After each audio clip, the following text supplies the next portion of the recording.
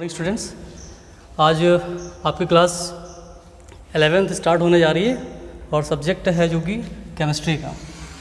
यानी कि कहने का मतलब ये है कि आज से सारी क्लासेस आपकी 11 की लगभग स्टार्ट हो रही हैं। तो आज हम पहली क्लास आपकी ले रहे हैं और सब्जेक्ट क्या है आपका? केमिस्ट्री, फर्स्ट पेपर है। तो सबसे पहले स्टार्ट करने से पहले, चैप्टर 1 स्टार्ट करने से पहले हम इसी कुछ बेसिक चीज़ें बताना चाहते हैं। बेसिक चीज़ें या बेसिक कॉन्सेप्ट भी कह सकते हैं इसको, बेसिक कॉन्सेप्ट ऑफ केमिस्ट्री।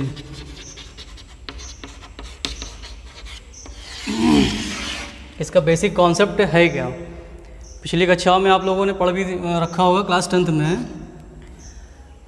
जैसे कि केमिस्ट्री के बारे में आपने पढ़ा होगा पहले लेसन से, केमिकल रिएक्शंस एंड इक्वेशंस पढ़ी होंगी, या जो भी चैप्टर रहे होंगे उन सारे चैप्टर को आप लोगों ने अध्ययन किया होगा अच्छे से।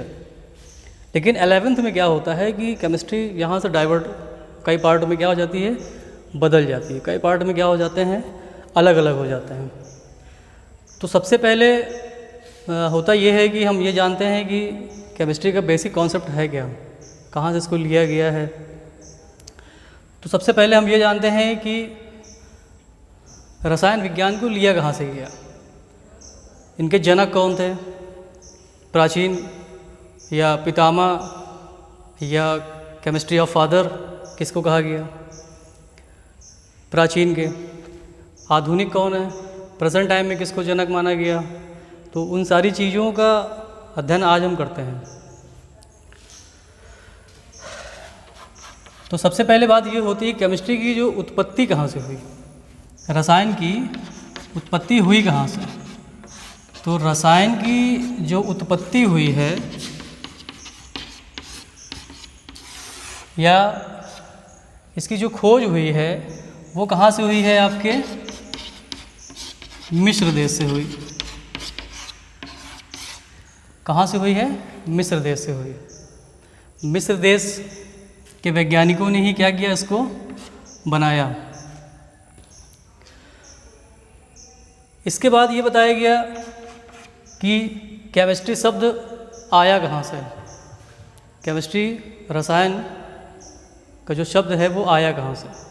तो रसायन शब्द का, रसायन के जो शब्द हैं वो मिस्र देश की एक मिट्टी थी, जो काली मिट्टी होती है, उस काली मिट्टी को उन्होंने केमिस्ट के नाम से वहाँ पे उसको बताया और उस केमिस्ट के नाम से ही इसकी उत्पत्ति हुई या इसको केमिस्ट्री के नाम से जाना गया। इसके बाद ये है कि इसके पितामह कौन है, रसायन के पितामह।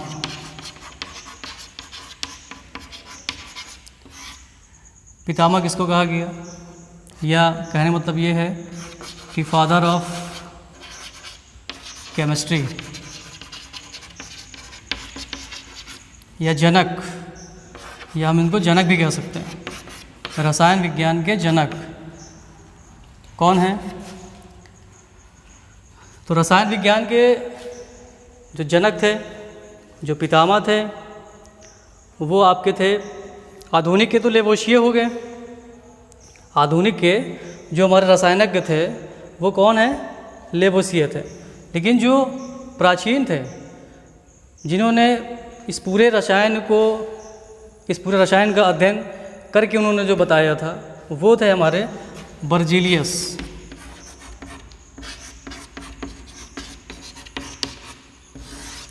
ये थे बर्जीलियस। और आज के समय में इसको हम लोग बोलते हैं आधुनिक रसायनज्ञ। तो ये कौन से थे? ये प्राचीन के थे, ये प्राचीन रसायनज्ञ थे। रसायनज्ञ, ये प्राचीन रसायनज्ञ थे, प्राचीन केमिस्ट हुए ये। और आधुनिक रसायनज्ञ कौन थे? तो आधुनिक रसायनज्ञ जो थे हमारे, वो हमारे हुए लेवोशिए।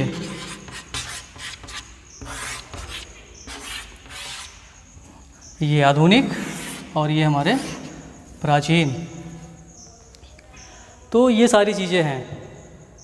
कहाँ से उसकी उत्पत्ति हुई? मिस्र देश से हुई।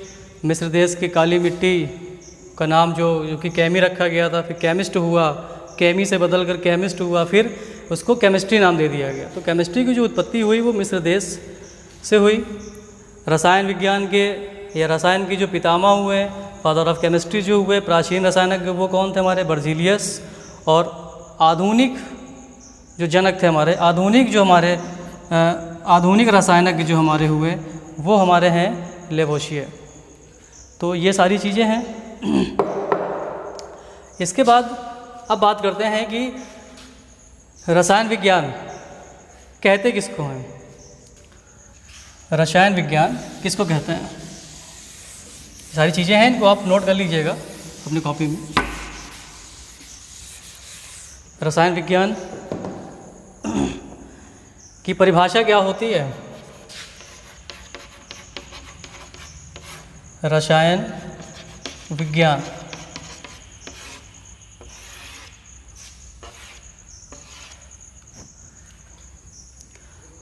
तो रसायन विज्ञान कहते किसको हैं? परिभाषा बहुत सिंपल सी होती है। विज्ञान की वह शाखा है जिसमें पदार्थों का अध्ययन किया जाता है, जिससे उनके भौतिक गुण और रासायनिक गुणों का क्या होता है? वहाँ पर भिन्न भिन्न परिवर्तन होता है। कोई पदार्थ है, मान लेते हैं ये मेरे पास एक चौक है, ये मेरे पास एक चौक है। चौक ये खड़िया है, मान लीजिए। ये है क्या? एक पदार्थ है, बिल्कुल पदार्थ है। तो अगर इसको हम देखेंगे तो कि दिखने में कैसी दिखाई दे रही है? एक लंबी आकार की दिखाई दे रही है, बेलनाकार इसको हम कह सकते हैं, सिलेंड्रिकल है। और बाय फेस अगर देखते हैं तो दिखने में कैसी दिखती है? सफ़ेद है, ठोस है, क्रिस्टली ठोस है, क्योंकि सारे जो कण हैं कैसे हैं? एक दूसरे से सटे हुए हैं, बिल्कुल बंधे हुए एक दूसरे से हैं। इसके बाद फिर कलर कैसा है? सफ़ेद है, कलरलेस है क्योंकि सफ़ेद है। टेस्टलेस होती है, स्वादहीन, कोई स्वाद नहीं होता है इस पर। इसके बाद फिर आते हैं वाटर पे कैसा होता है? जल में विलेय है।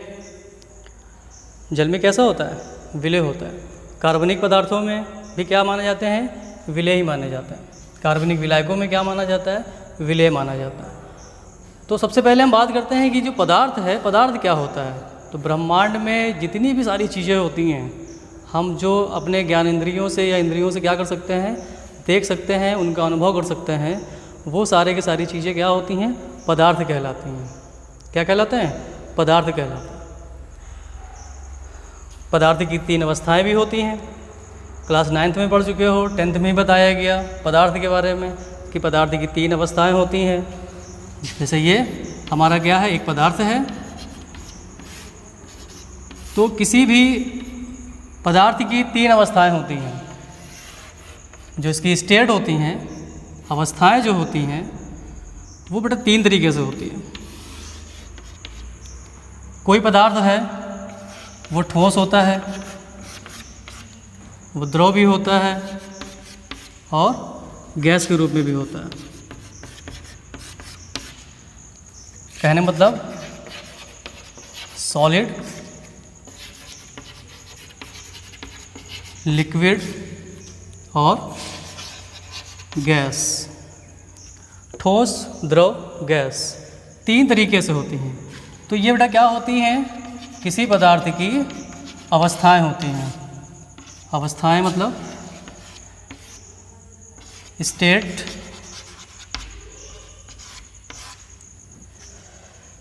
कोई पदार्थ होता है, उसकी 3 अवस्थाएं होती हैं मिलनी, ठोस, द्रव, गैस। तो बात करते हैं कि ठोस की प्रॉपर्टी क्या होती है? ठोस कहते हैं किसको हैं? चलो बात करते हैं ठोस की।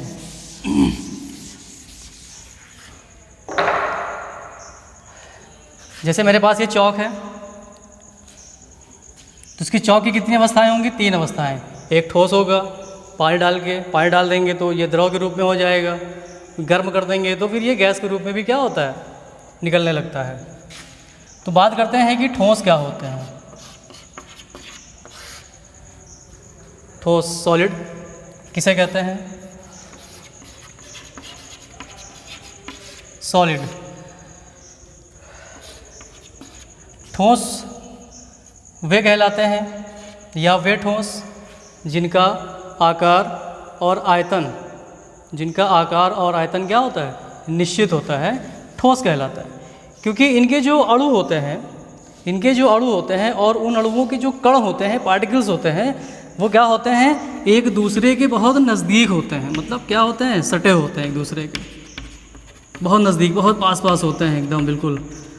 जैसे आप ये चौक देख रहे हो, तो इस चौक दिखने में कैसे दिख रही है आपको? लंबी दिख रही है, लेकिन ठोस होती है बेटा। ये कैसी होती है? ठोस होती है। ये देखिए बिल्कुल ठोस है ये।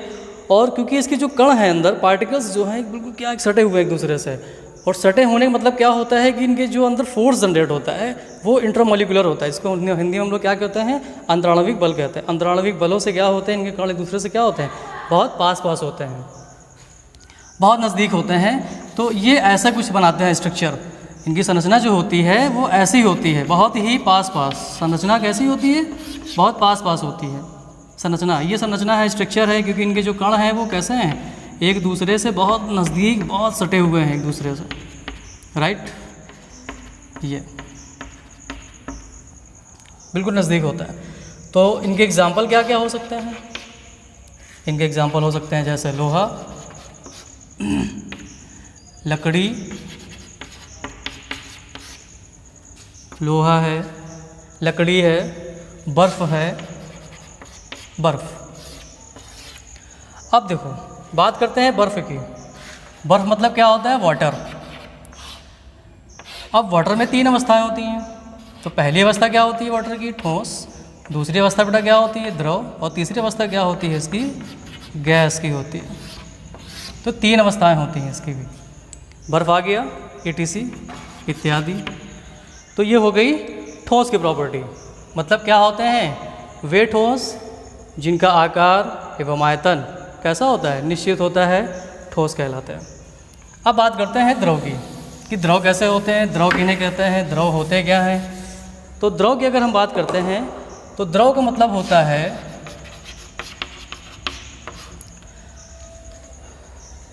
वे द्रव कि जिनका आकार क्या होता है? अनिश्चित होता है, लेकिन आयतन कैसा होता है? निश्चित। मतलब कहने का ये है कि जो आकार होता है, शेप है ना, शेप इसको कहेंगे, यानी कि जो शेप होता है वो कैसा होता है? अनिश्चित होता है। मतलब कहने का होता है कि वो इनडिफिनिट होते हैं। लेकिन जो आयतन होता है, आयतन बोले तो वैल्यूम होता है ये। तो वैल्यूम कैसा होता है बेटा? इसका डिफिनिट होता है। अगर हम गिलास में 10 ml पानी लेंगे तो वो उसका क्या कहलाएगा? वो आयतन कहलाएगा।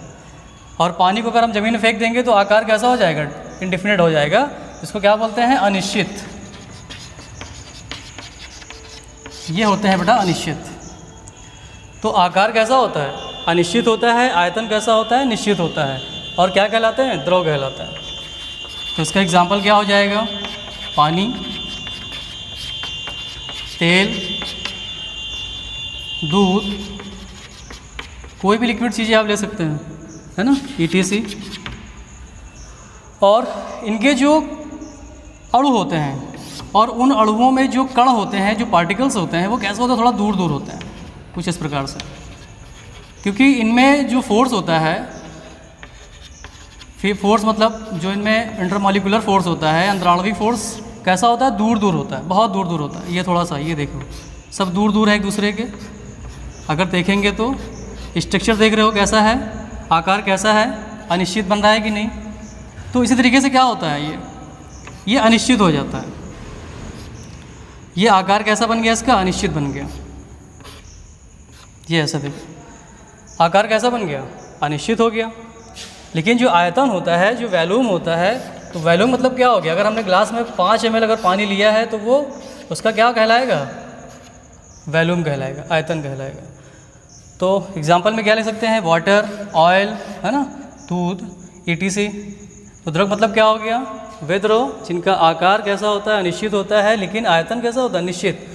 ये अनिश्चित होता है शेप, और वैल्यूम आयतन कैसा होता है? निश्चित होता है, डेफिनेट होता है, और क्या कहलाते हैं? द्रव कहलाते हैं। फिर बात करते हैं गैस की, कि गैस की प्रॉपर्टी क्या होती है? गैस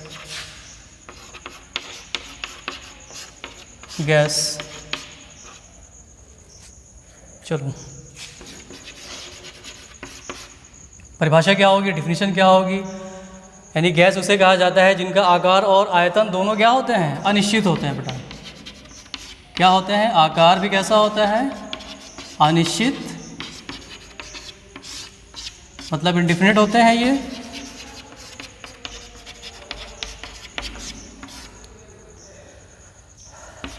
वॉल्यूम कैसा होता है इसका? आकार और आयतन दोनों ही क्या होते हैं? अनिश्चित होते हैं।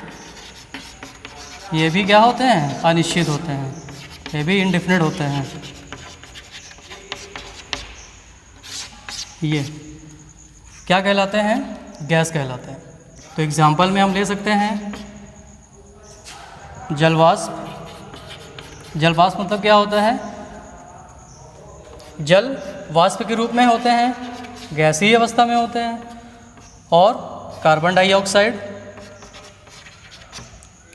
और क्या ले सकते हैं? Oxygen, ETC। यानी कि वायुमंडल में जितनी भी सारी गैसेस होती हैं, नाइट्रोजन है, कार्बन डाइऑक्साइड है, ऑक्सीजन है ना, ये सारी चीज़ें क्या होती हैं? गैस से रिलेटेड होती हैं, गैस से संबंधित होती हैं। तो ये हो गए इनके पदार्थ। पदार्थ की तीनों अवस्थाएं हो गई, ठोस, द्रव, गैस। तो पदार्थ कैसा हो गया? आपको पता चल गया कि पदार्थ कहते किसको हैं। यानी कि ब्रह्मांड में जितनी भी सारी चीज़ें होती हैं जो अपनी ज्ञान इंद्रियों से देखते हैं, महसूस करते हैं, छूते हैं, उन सारी कंडीशनों को हम पदार्थ कहते हैं। जो भी चीज़ें हम देखते हैं सब पदार्थ है। पदार्थ की कितनी अवस्थाएं होती हैं? 3। कौन कौन सी? ठोस, द्रव, गैस। ठोस क्या होते हैं? वे ठोस जिनका आकार और आयतन कैसा होता है? निश्चित होता है, ठोस कहलाते हैं। द्रव में क्या होता है कि आकार तो अनिश्चित होता है, लेकिन आयतन कैसा होता है? निश्चित होता है। क्या कहलाते हैं? द्रव कहलाते हैं। लेकिन गैस में क्या होता है कि आकार और आयतन दोनों अनिश्चित होता है, और इन पर इनके जो गैस का जो मॉलिक्यूल होता है, जो अणु होते हैं, और उन अणुओं के जो कण होते हैं, जो पार्टिकल्स होते हैं, बहुत दूर दूर होते हैं। तो कहने मतलब क्या होता है कि इन पर कोई भी फोर्स जनरेट नहीं होता, इन पर कोई भी इंटरमॉलिक्यूलर फोर्स नहीं होता, कोई भी अंतराणविक बल नहीं होता। क्योंकि अगर एक कण अगर यहाँ है तो पता नहीं एक कण कहाँ होगा इसका। तो इस पर क्या होता है? ये बिल्कुल अनिश्चित होते हैं, फैले होते हैं एक दूसरे से, इनके कण बहुत दूर दूर होते हैं, बहुत फैले होते हैं। तो इनके बीच में क्या होता है? कोई भी इंटरमॉलिक्यूलर फोर्स या कोई भी अंतराणविक बल नहीं होता है। चलो अब बात करते हैं कि पदार्थ है मान लो, तो उस पदार्थ की कितनी अवस्थाएं होती हैं? वो हो गया ठोस, द्रव, गैस। फिर अब बात करते हैं कि कोई अगर पदार्थ है तो उसकी पदार्थ अगर है तो उसमें कितने प्रकार के गुण हो सकते हैं। जैसे कोई भी अगर इंसान है, अगर उस इंसान के बारे में कहा जाए 2 प्रॉपर्टी होती है, एक अच्छा होता है, एक बुरा होता है। तो उसी तरीके से क्या होते हैं कि अगर हमने इस चौक को लिया, ये चौक है, ये मेरे पास एक चौक है, तो इस चौक की कितनी प्रॉपर्टी होंगी? ये खड़िया है मेरे पास या चौक है मेरे पास, तो इस चौक की बेटा कितनी अवस्था है, कितनी प्रॉपर्टी होंगी? 2 प्रॉपर्टी। यानी कि इसके भी 2 गुण होंगे। कोई भी पदार्थ होते हैं उसकी 2 प्रॉपर्टी होती है, कोई भी कंपाउंड हो उसकी 2 प्रॉपर्टी होती है, चाहे ऑर्गेनिक हो, चाहे इनऑर्गेनिक हो, चाहे फिजिकल के हों। तो कोई भी कंपाउंड अगर होगा, चाहे वो इनऑर्गेनिक हो चाहे ऑर्गेनिक हो, उसकी 2 प्रॉपर्टी होंगी। कौन कौन सी प्रॉपर्टियाँ होती हैं? नंबर फर्स्ट होता है फिजिकल प्रॉपर्टी। फिजिकली जो हम लोग देख सकते हैं, फिजिकल प्रॉपर्टी, इसको हिंदी में बोलते हैं भौतिक गुण। फिजिकल प्रॉपर्टी है ये पदार्थ का कौन सा रूप है, पदार्थ का कौन सा गुण है? भौतिक गुण है, ये भौतिक गुण कहलाता है। लेकिन ये कौन सा गुण होता है? ये बेटा केमिकल गुण होता है, केमिकल प्रॉपर्टी होती है। इसको हम लोग बोलते हैं रासायनिक गुण। रासायनिक गुण कोई भी कंपाउंड होगा, जैसे मान लेते हैं कि मेरे पास ये कंपाउंड है चौक। चौक का फॉर्मूला क्या होता है?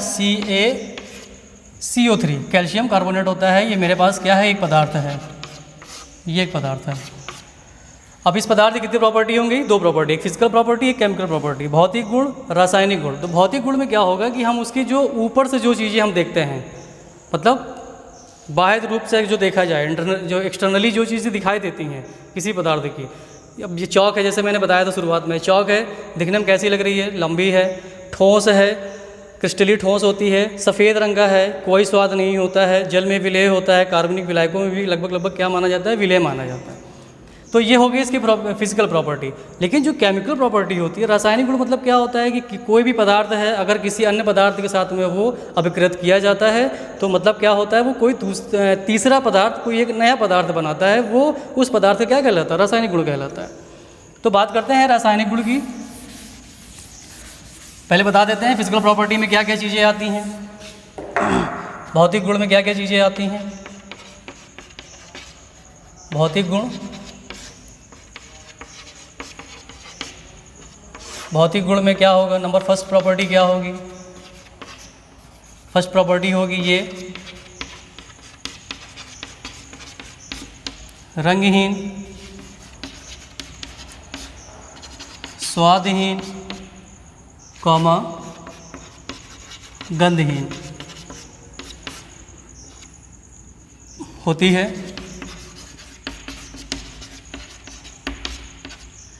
मैं किसके बारे में बता रहा हूँ? कैल्शियम कार्बोनेट के बारे में बता रहा हूँ। ये एक मेरे पास एक पदार्थ है, इसकी प्रॉपर्टी है बेटा ये, ठीक है। तो कैल्शियम कार्बोनेट मेरे पास एक पदार्थ है, उस पदार्थ के भौतिक गुण, कैल्शियम कार्बोनेट का केमिकल फिजिकल प्रॉपर्टी क्या है? ये रंगहीन, स्वादहीन, गंधहीन होती है, मतलब ये कलरलेस, स्वाद मतलब क्या होगा? टेस्टलेस, और गंधहीन मतलब क्या होगा? स्मेललेस, कोई गंध नहीं होती है इसमें। सेकंड प्रॉपर्टी क्या होगी? ये सफ़ेद क्रिस्टलीय होता है, सफ़ेद क्रिस्टलीय होता है, मतलब ये कहने का कि ये क्रिस्टलीय कैसे होते हैं? सफ़ेद होते हैं, सफ़ेद क्रिस्टलीय ठोस होता है बेटा, यहाँ पे आप लोग लिखना है ठोस, मतलब कहने का क्या होता है? ये सफ़ेद क्रिस्टलीय और ठोस होता है। थर्ड में क्या होगा? जल में विलेय है, जल में विलेय है, कार्बनिक, चौथे में क्या लिख सकते हैं? कार्बनिक विलायकों में विलेय माना जाता है। अब बात करते हैं कि केमिकल प्रॉपर्टीज़ की क्या होगी। तो केमिकल प्रॉपर्टी हम लोग चेक कर लेते हैं यहाँ से। चलो आते हैं कैल्शियम कार्बोनेट। ये मैंने एक एग्जांपल के तौर पे ले रखा है इसको, ये एग्जांपल है, और इसकी आपकी केमिकल प्रॉपर्टी, केमिकल प्रॉपर्टी मतलब रासायनिक गुण,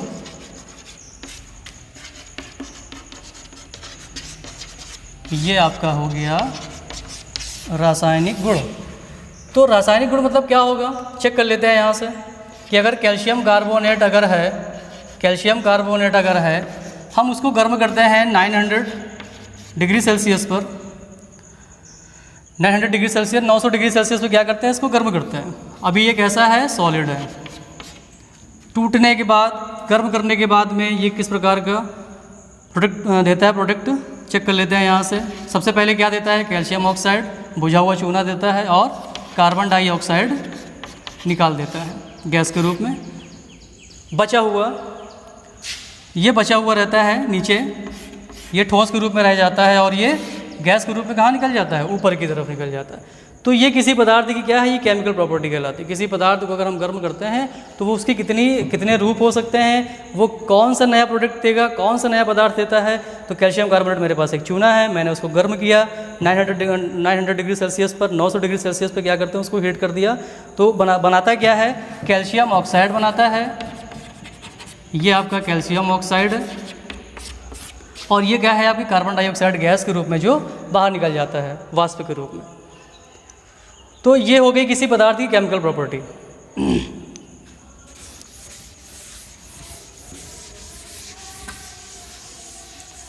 तो पदार्थ के बारे में हो गया। फिर इसके बाद फिर बात करते हैं कि अब तत्व किसे कहते हैं। तो तत्व के बारे में अगली क्लास में बताऊंगा। Thank you.